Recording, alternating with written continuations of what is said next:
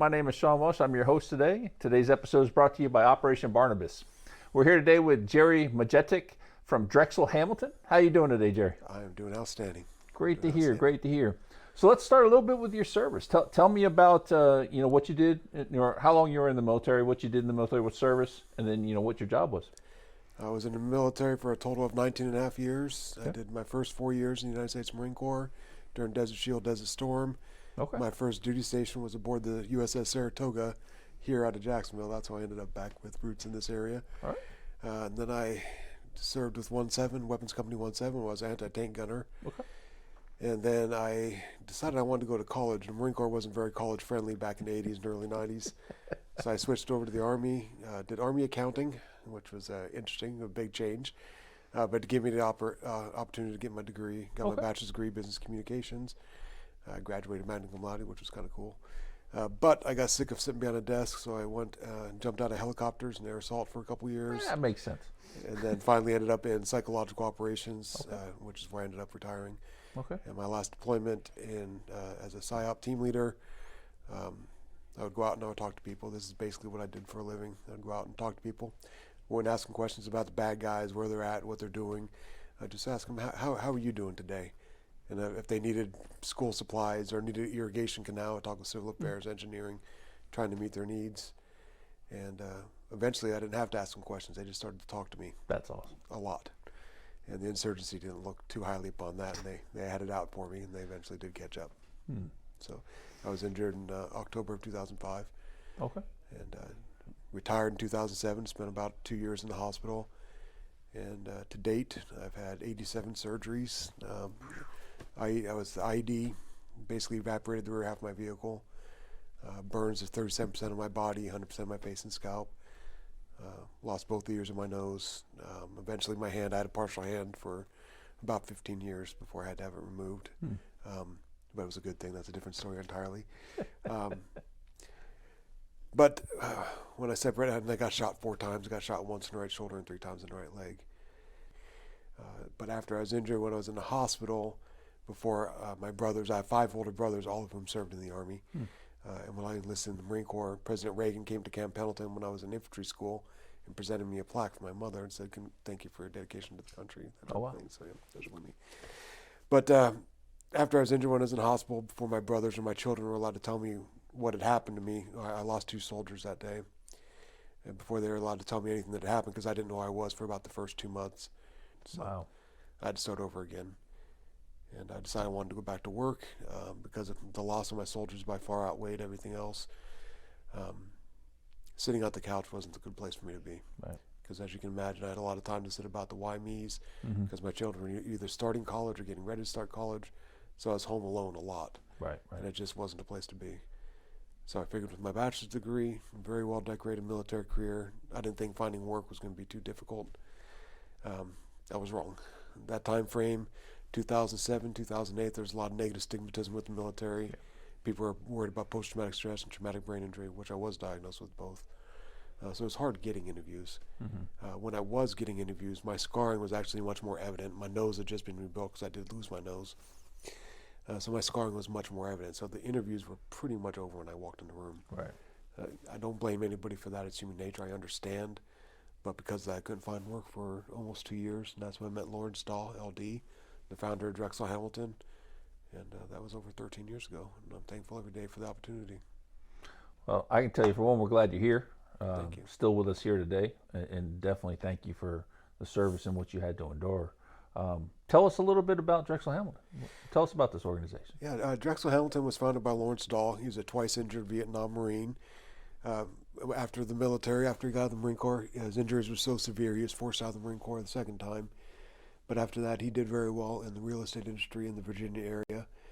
And when the war started in Iraq and Afghanistan, he looked back at his service and what it was like for him when he got out, because we all know it wasn't so good for them when they came back. And he didn't want us facing the same things. And he actually established a 6-month training program with introduction to the financial industry in Wall Street. And I completed that program. I was offered a job with Deutsche Bank and Citigroup. Okay. But I wanted to stay with Drexel Hamilton because I wanted the mission to continue. Because I will honestly tell you, going back to work saved my life. Right. It got me off that couch and out of my mind and made me a productive member of society. That's awesome. So instead of the American taxpayer paying me to sit at home for the rest of my life, I went back to work to become part of society. And I'm thankful every day for that.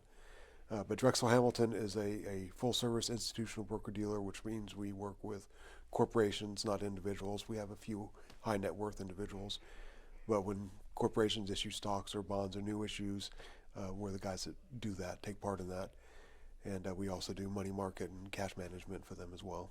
So that's what we do. And so far, when I joined the firm, I was the 14th individual. I joined with 3 other vets that went through the program with me. And today we have just, I think, about 60 people. And we have nearly 100 veterans that have come into Drexel Hamilton, been licensed and trained by some of the, we pair a vet with a vet. We take a Wall Street veteran with a military veteran, and we train them up on the industry and how to do it. And then, so we've had nearly 100 veterans come into the firm, been licensed and trained, and been hired out by some of the larger banks, Bank of America, JP, or whoever. What often happens is, if JP Morgan needs somebody to help on a trading desk, they'll call us, say, hey, do you have anybody available for? Right. And because of who we are and what we stand for, we want to provide all of our veterans the best opportunity. And, you know, the big banks can do far more than what we can as a small firm. But we've been trucking along, and I've been doing it for 13 years, and I'm thankful. That's awesome. That's amazing. Glad to hear it. And sounds like an absolutely wonderful organization. Yeah. You know, anyone that is supporting our veteran community, you know, we're going to get behind. So Absolutely. Appreciate you coming in today, and appreciate, you know, what they're doing for us, what Drexel Hamilton's doing for us. That's just amazing. No, thank you very much. Thank you for your time. Yeah. Thank you all for tuning in today to 5 Minute Salute. This has been Shawn Welsh, and this episode is brought to you by Operation Barnabas.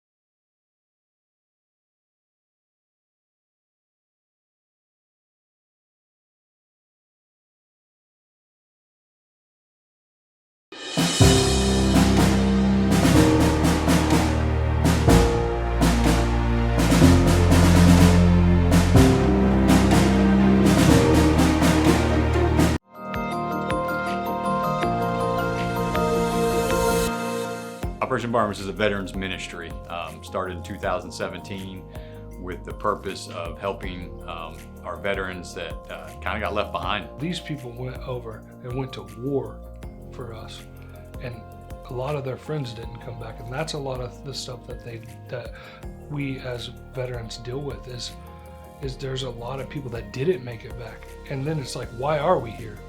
So and then they isolate. And they've struggled with addictions, PTSD, suicidal thoughts, those kind of things, helping them get whole again through one-to-one mentorship.